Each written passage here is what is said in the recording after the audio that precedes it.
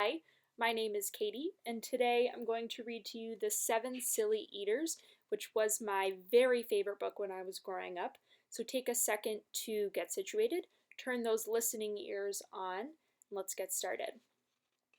The Seven Silly Eaters by Mary Hoberman, illustrated by Marla Frezzi. Not so long ago, they say, a mother lived just like today. Mrs. Peters was her name. Her little boy was named the same. Now Peter was a perfect son in every way except for one.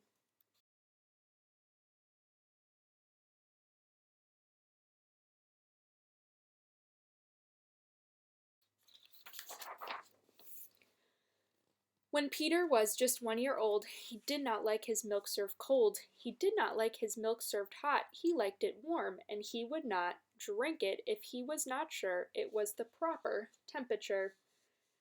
But Mrs. Peters did not mind. She was a mother, sweet and kind, and when his milk spilled on the floor, she patiently prepared some more.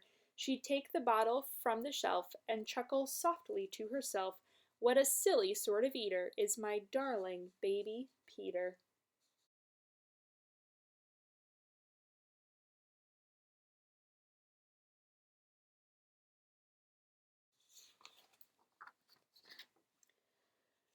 When Peter had not yet turned 2, another baby, sweet and new, was born, dear Lucy, small and fair, with big blue eyes and curly hair. But long before this child was grown, she had opinions of her own, of what she'd eat and what she'd not. She hated milk both cold and hot, and warm was worst of all. Instead, whenever Lucy dear was fed, she bellowed for pink lemonade, not from a can, oh no, homemade.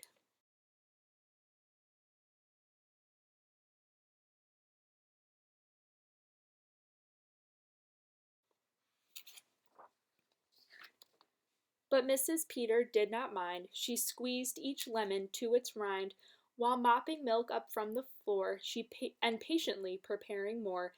She'd take the lemons from the shelf and giggle softly to herself. What a silly pair of eaters are Lucy dear and Peter Peters.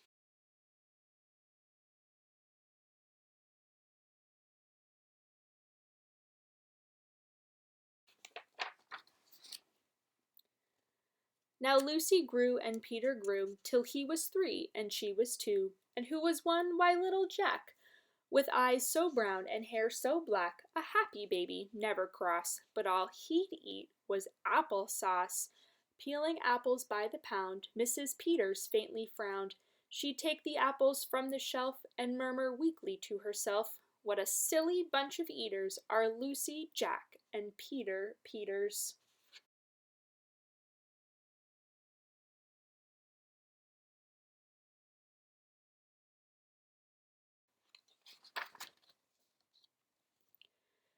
Peter, Lucy, and young Jack had another brother, Mac. Mac was charming, round and plump, but if his oatmeal had a lump, Mac would dump it on the cat. Mrs. Peters hated that.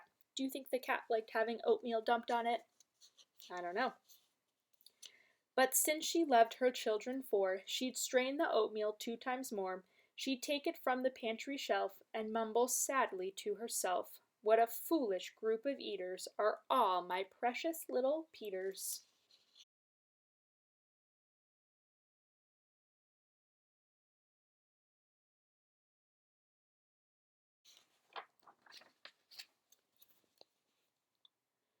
Before another year was through, who came along? Why, Mary Lou. She was darling, sweet and bright, and had a healthy appetite, that is, as long as she was fed. Soft and squishy, homemade bread. Yum! Poor Mrs. Peters got no rest, but still she did her very best. She'd take the flour from the shelf and mutter feebly to herself, "What a fussy bunch of eaters are all my lovely little Peters."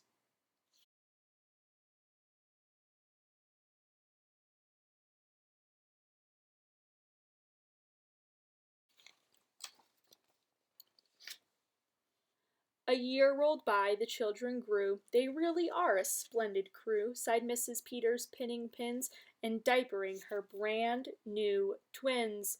Little sisters, quick and smart, impossible to tell apart. But Flo liked poached eggs, Fran liked fried. If she mixed them up, they cried.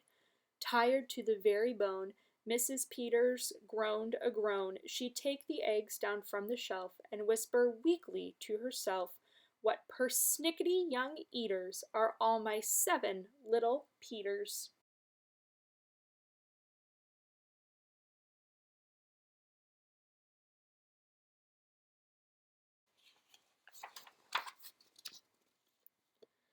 Now time went by as time will do, and as it passed the children grew. The problem was that as they grew, their appetites kept growing too, but not their choice of what to eat. Each child continued to repeat. They wanted what they'd had before. The trouble was, they wanted more.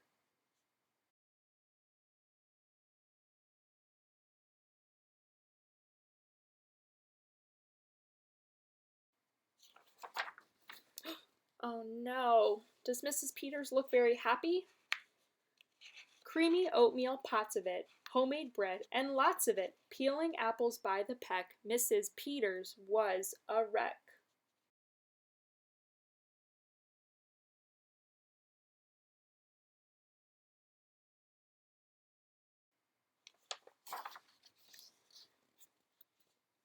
She wiped her brow and heaved a sigh. Another year was passing by.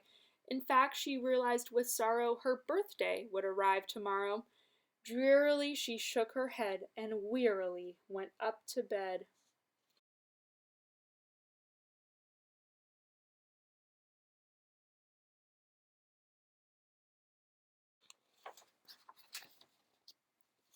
She thought the children had forgot her special day, but they had not. At crack of dawn they all began to carry out their secret plan. Mrs. Peters would be fed a birthday breakfast in her bed, a breakfast made of all the foods that kept them in such happy moods.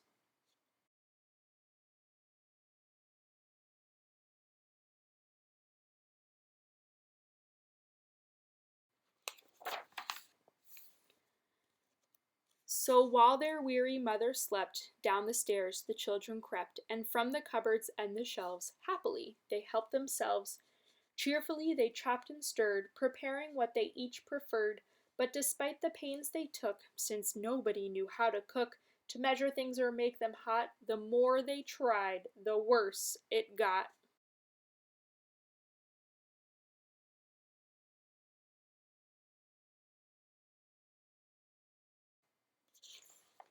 Uh-oh. First Mac's oatmeal turned out lumpy, which made poor Mac turn grim and grumpy. In fact, the lumps got him so cross he dumped them in Jack's applesauce. This bothered Jack so much he threw it in the dough of Mary Lou, who tossed the mismatch that made straight into Lucy's lemonade. And that put her in such a huff she poured the icky, sticky stuff into the double frying pan that held the eggs of Flo and Fran, who flung the hodgepodge on the spot into the milk in Peter's pot.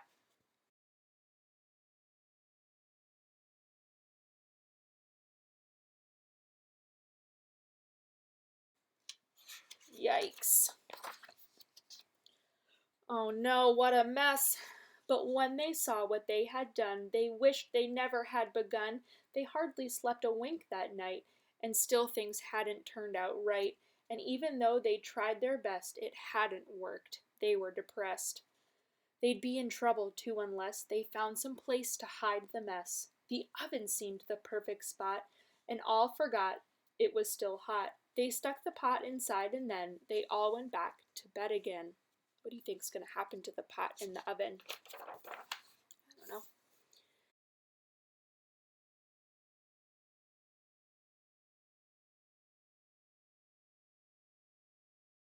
The clock struck 6, but on they slept. Meanwhile, their mother softly stepped down the kitchen, smelled the smell. What could it be? She could not tell. It smelled so good she sniffed some more and opened up the oven door.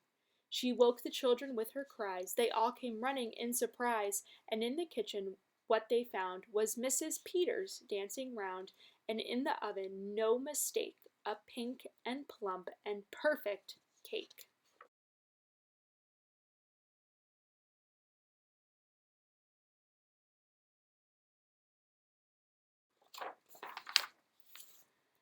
As their mother danced with glee, she cried, "A birthday cake for me! A birthday cake still piping hot! To think I thought that you forgot!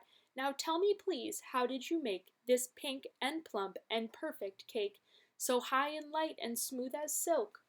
"It's smooth as silk from all my milk," said Peter. "Lucy said it's pink from all my lemonade, I think." "And from my apples," added Jack. "My oatmeal made it soft," said Mac.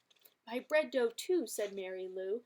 Said Fran and Flo, "As for its size, it was our eggs that made it rise." Then everybody sniffed some more and danced around the kitchen floor.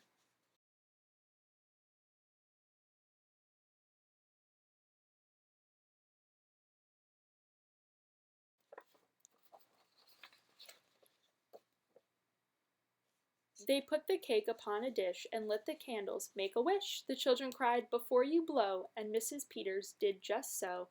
And what is more, her wish came true, as birthday wishes always do.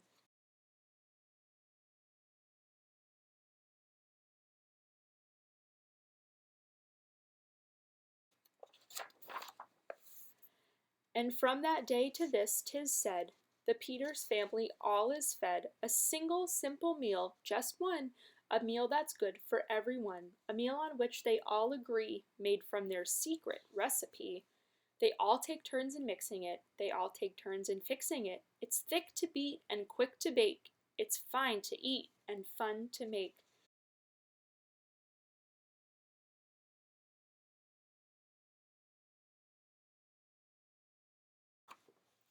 It's Mrs. Peters' birthday cake. The end.